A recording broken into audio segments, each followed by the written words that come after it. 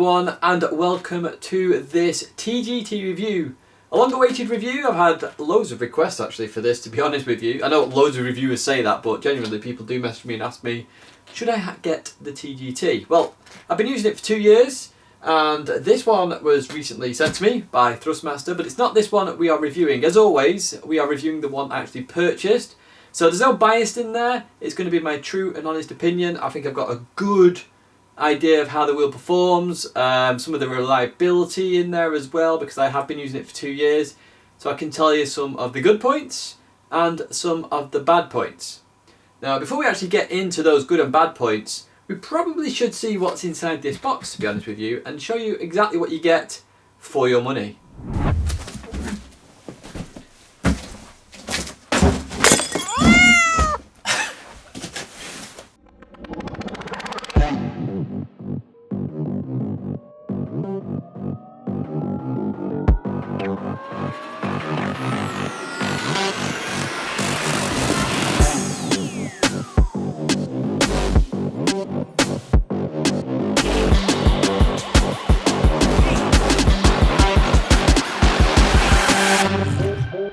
So here we have it all unboxed, and I'll just get the pedals in there as well. We'll get to the pedals in just a second, but let's actually have a closer look. So we end up with the wheel here, the T-GT wheel. I'll just get it out of this plastic here.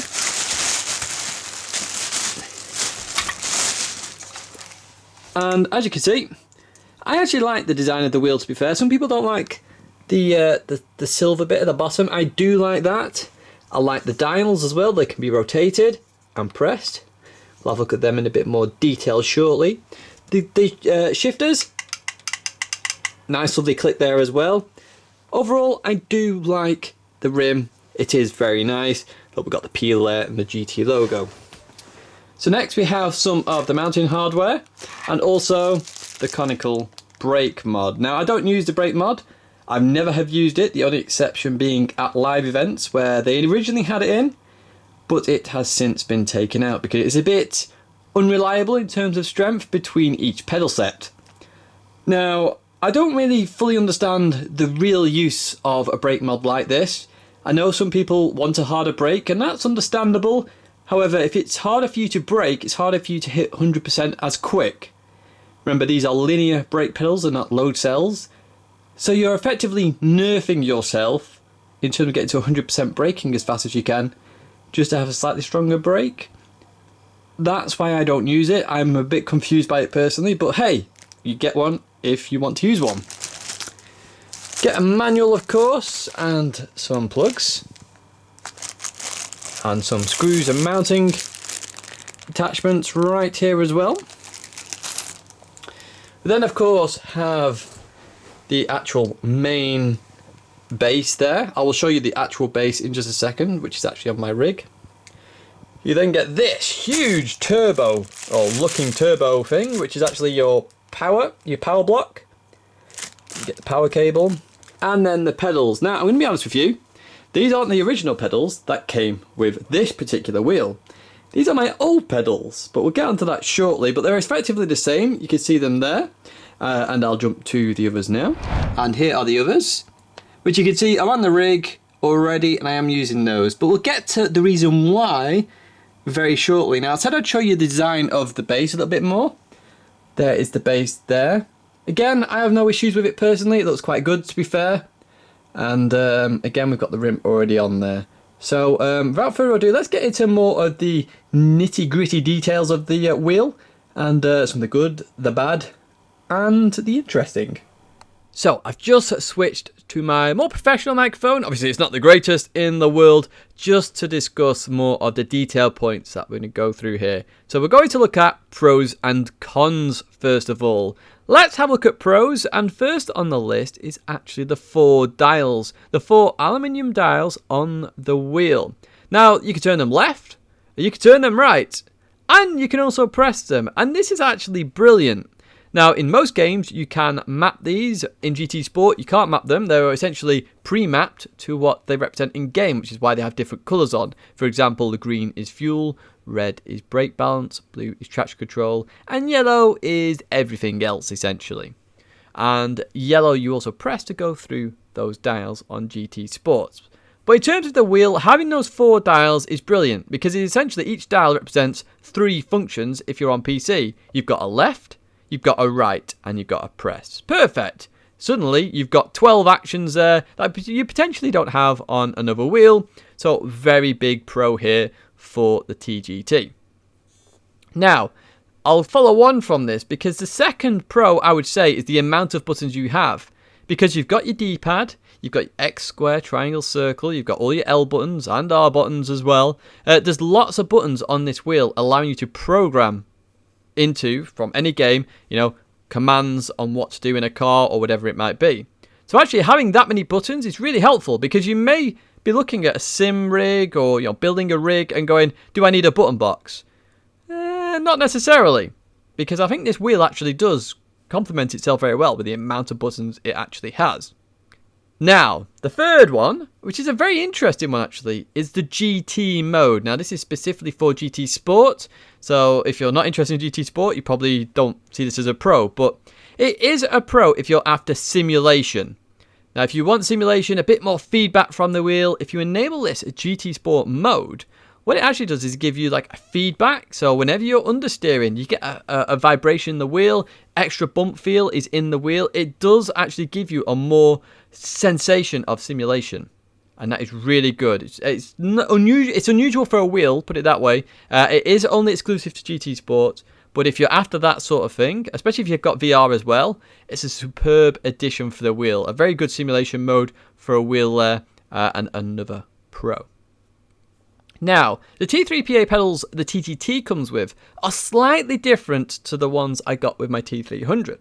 They've got a different pedal head, and it actually looks a little bit better in terms of quality. So I think that's a pro, because they do look better than my old T300s, and I'll try and find some footage of those if I have it available for you. But if I compare the two, I would take the TGT version of the T3PAs every single time. I'd say they look far better than the T300 ones. In terms of feeling, we have a very smooth wheel here. Very, very smooth. Now, in some of the cheaper wheels, you will feel notches with the cogs. You do not get that with the TGT at all. It's very smooth. 100% smooth, to be fair. I really do like it for that. It means you can be a lot more precise, of course, as well. And it does mean that the force feedback is very good as well. So just to follow on from that, the force feedback is good in these wheels. If you are after a very, very, very strong force feedback, you may not like it. But I don't go for that kind of feel. I go for a little bit easier. I still get a feel from the wheel, but it does allow me to be smooth, and I'm not exactly having an arm wrestling contest with the wheel. But in terms of feel, it's very smooth, and the force feedback is also very good. Now, the final pro, and this is an unusual one because I know some people would question it, and it's actually the easy access to the connectors on the back of the wheel. So with lots of different wheels, there's lots of different ways to connect the pedals to the wheel, the shifters to the wheel, whatever it might be, to the wheel base. Now, in the case of other wheel manufacturers, you actually connect them underneath pedals. In others, it's underneath the wheel, so you have to detach the wheel to then connect something, to then reattach the wheel. But with the TGT, it's actually very easy to connect and disconnect. As I found out the other day, actually, when I had to change my pedals over, and actually, I didn't have to take the wheel off at all. I literally could just follow the same cable management and just plug it in.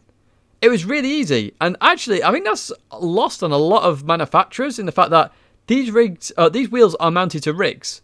So make it as easy as possible to move products over if there is an issue. Because then that way you can just plug it in and unplug it. And there's no real hassle for you, the consumer, to actually do that. You're not spending 3 hours detaching everything, plugging it in, reattaching everything, trying to get in the same place. You don't have to do that. So again, easy access to the connectors at the back is actually a really good pro. And I do like the fact that that is there. So now let's have a look at some of the cons. And the first thing I've got to say is, once again, reliability. Now, T3PA pedals, okay, I know they're not exclusive to the TGT, but that's what the TGT comes with. And it's quite an expensive package in itself anyway, but we'll talk about price in a little bit. In the T3PA pedals, I've now had 3 springs snap in half in the pedals. And not just that, the springs can actually come away from their position, which can actually force the brake to happen earlier on. So if you ever hear a clicking in those pedals, the T3PA pedals, look at them instantly, because there is a problem. It may very well be that the spring has come out of its position slightly, or they've already snapped.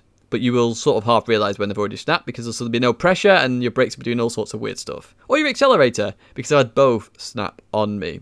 Now, the quality of the springs I would consider dreadful in this situation. I've had wheels in the past that have gone on for 2, 3, 4 years, and no springs have been a problem. Cleaning them has been a problem in terms of pedals, but never the spring breaking. So why there's suddenly this big issue? And it's not only me, I've got friends, there's other competitors, all experience the same thing. The springs in the pedals breaking. Mainly the brake pedal, but obviously that's the one we're hammering a lot more from 100 to 0, 0 to 100, whereas the throttle you are managing it more. But even so, the springs are unreliable, let's put it that way, and it's a real big con in these pedals. It's something I would suggest, as I suggest in other reviews, something to improve on. It's just if they invested in a better quality spring which doesn't break in half, and maybe looking at the positioning as well, I think that would solve an issue. But yeah, unfortunately, big con. Now the second one is an interesting one, and a few wheels have this problem. It's not just entirely the TGT, it's not even just entirely Thrustmaster products. Fanatec CSL Elite has the same problem. The seam or the stitching inside the wheel can come away with where it is. Now it's a design flaw essentially, because that's where you grip the wheel, and that's where you're going to be most tense with the wheel, you know, where your thumb and your fingers are, basically your index finger. And I found that after a while the stitching came away, and I had to actually put sellotape over the rim where the stitching was to try and keep it there, because otherwise it was really hurting my thumb. Now, I'm not sure why this is a problem and why it's designed that way, because it should be fairly obvious that is what's going to happen, and maybe that what they should do is look at trying to force it away from that area where you grip the most in the future. But it is a con, unfortunately. It has happened to me, it has happened to others. Another con on the wheel is the stitching or seam inside the wheel can come away. Now, an interesting one here for a con. I did say this was a positive in the fact that we've got 4 dials, but sometimes the dials just don't behave. Now, I don't know whether this is game specific or not, and I'm sure some people can comment below if they've experienced this in other games. I can't comment on this because I haven't experienced it in other games. Now, when changing the dials, sometimes they work fine. You know, I go left, the fuel map goes from 6 to 1. But sometimes I'll go from 6 to 1 and then it jumps back to 4 even though I've not turned it right. And I'm very confused by this. I'm not sure what causes it. It's something that needs to be probably looked at. But even so, the dials don't always behave. And I've also had similar things with the little connectors or thumb joysticks on the wheel as well, where it randomly just nudges left on the screen, slowly but surely goes left. Again, just slight problems with the dials and buttons. Now, not everybody's going to have this, so it is a con in my perspective, but it might not be a con for you. But something to look out for potentially if you have this problem. Now, an interesting one here. I was talking about dials not behaving. Now, if you ever experience a double press, you may find that you need to check the tightness of some of the Allen screws on the front. I'm not sure exactly what they're called, so I'm just going to call them Allen screws from now on, because you need an Allen key. Now, what I've found here is if you have a double press or something not quite working on the wheel, the first thing to test is whether those 4 are tight. Because if they're not tight, it seems to me that the electronics goes a bit wacky, is probably a better phrase. If you tighten them up, it can fix some problems. So do keep an eye out for that. I'm not sure why they loosen themselves. Again, this is why it's a con, because why do they loosen? They shouldn't loosen. So it's something that should probably be fixed in the manufacturing process. I don't know, but even so, something to look out for. Tighten them up if you're having problems, and if they're fully on tight and you're still having problems, then it could be another issue. Now, finally, one thing I have to say is check support. Check support whether the wheel is supported on a given game. Now, I've played 2 games mainly for the past few years, and that's been GT Sport and Project Cars 2. Now, unfortunately for me, Project Cars 2 does not officially support the wheel. So what you genuinely had to do on that game is say it was a T300 or T500. Very similar formats for the wheel, but it meant the wheel didn't behave 100%. When me and my old teammate GTA Matty were in the esports competitions for Project Cars 2, we finally realised that we weren't slow. It was the fact that we couldn't drive the car. So I was using a T300 format. Matty was using a T500 format, and Matty had it actually worse than me. He could only turn the wheel 10%, and the wheel would turn 90%, and he couldn't change that. At the T300 setting, it works better, but again, there were still problems. I changed the wheel over to an officially supported wheel. I instantly went faster, and the car was behaving normally. So do check that your games are supported by the wheel, otherwise you could see some funny functionality. It is a con because it's not supported by all games, and there seems to be no push to get it supported by all games, when in reality, if it's the latest game in a given series, it probably should push to get itself supported in there, or at least supply firmware which would help do that. So they're all the pros, and they're all the cons. So let's talk about price. Now, when I bought my T-GT, it was £500. £500, and I did think it was a little bit extreme in terms of what you're getting for the wheel, because a lot of people were saying it's just an upgraded T300. Now, one thing I will say is it's not just an upgraded T300, it is a separate wheel entirely, so please don't look at it in that area. However, it is a big price jump from the T300. So I got my £500, and I would say that's probably the limit of what I would pay for a T-GT. Now, currently, I've seen it up at prices at £600, even £700. It's €800 at the moment on the Thrustmaster website, which is around £707. And I think that is really, really high for what you are getting in terms of price. Now, as I've talked about the pros and cons, and I've talked about some quality issues, that is the main reason why I think it's a little bit high in terms of its price. And if you look at some of the competitors, and I have looked at this before, the Fanatec CS Elite, some of the Fanatec packages available, you're sort of competing with that area, and they do offer load cells and other things that you may be interested in. So the price is a little high at £700. £500, I think, is more relatable, and we'll look at that in the conclusion in just a second. So in conclusion then, would I recommend this wheel? Honestly, no. Unless you're an absolute hardcore Gran Turismo fan. And the reason being is the price. At £500 it competes directly with the Fanatec CSL Elite. And when it competes on that sort of margin, then there are some concerns here. So, for example, I mentioned that the Thrustmaster shop is currently selling it for £700, okay? But you can get the Fanatec CSL Elite plus load cell cheaper than the T-GT wheel. And that to me is substantial and key here.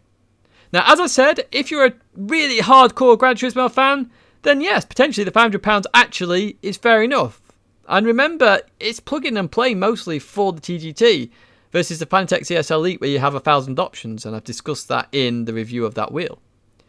And at £500, as I said earlier, it's extreme, but I think that's the top that you should pay. So the key thing here is if you are a hardcore Gran Turismo fan and you really want this wheel, do not pay over the odds. That is the key thing here. Do not pay over the odds and get it at a very good price. Now, I hope you enjoyed this interesting T-GT review. As I say, I've owned it for 2 years. I've had several problems, which I've already discussed. I've given you my honest opinion there in the fact that I don't think you should buy it unless you're a true hardcore Gran Turismo fan.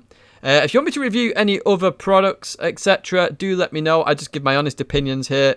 But that's going to be it for me now. Thanks very much for watching, and I will see you in the next video.